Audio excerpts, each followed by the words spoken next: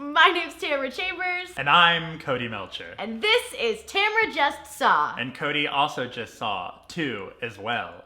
In space. We just saw Guardians of the Galaxy 2. And before that, I still have some more thoughts about Boss Baby. If he's just a baby, how is he driving cars and eating... Okay. We'll save that for next time. Guardians of the Galaxy 2. The tone and the narrative really wove through like Yondu's arrow. Can you do that whistle? No, I can't whistle. I can only whistle where it sounds like an Arctic cave.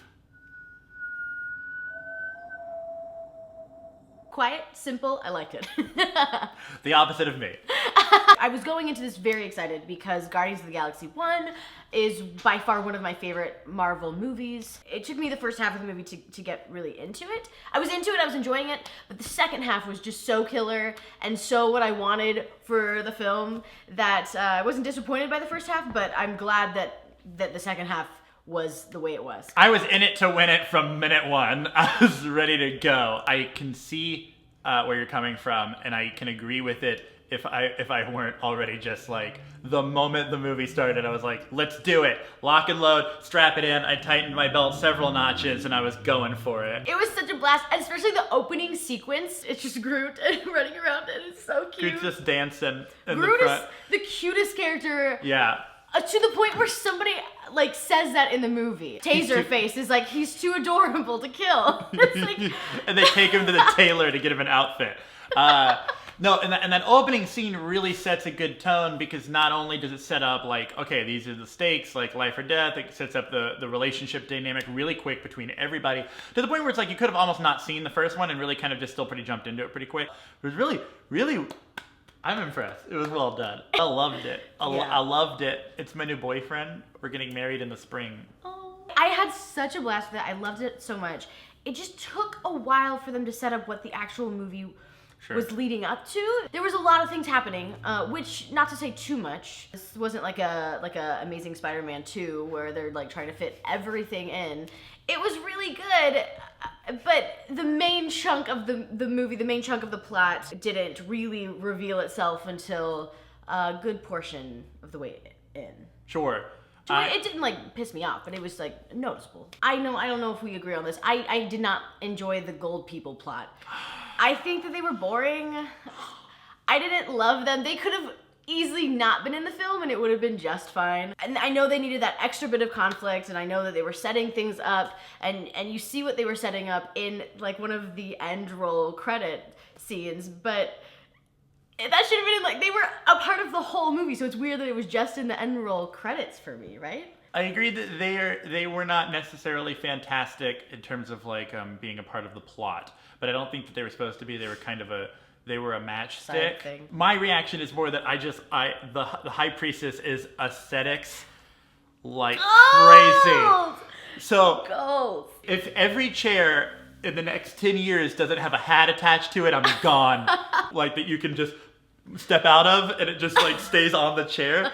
Oh man, my dream in life is to walk places where someone's rolling a carpet out in front of me as I walk. I was like, yeah, these are kind of inconsequential, but it's worth it for the High Priestess character. Beyonce's fine, but High Priestess, I mean... Cody's speed is way more High Priestess than Beyonce. When she steps out of the throne and her crown stays on it, I literally went...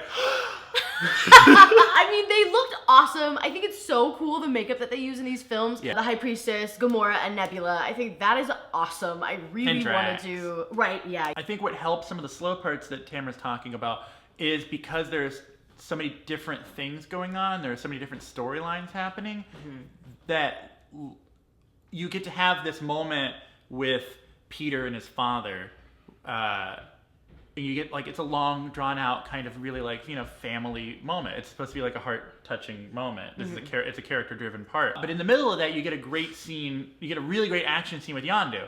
And so it's like, you don't lose the tension and the character and relationship stuff that's building over there. It's like, you get that, and you get to put it aside a little bit and have like a fun little like Yondu side jaunt. For me, it didn't become the movie it was trying to become until, it took a while. And I know it needed that build, but it just took a second. I think the only reason why I am saying that even at all about it being a little like trying to find its place is because I'm trying to like develop my movie critical thinking skills.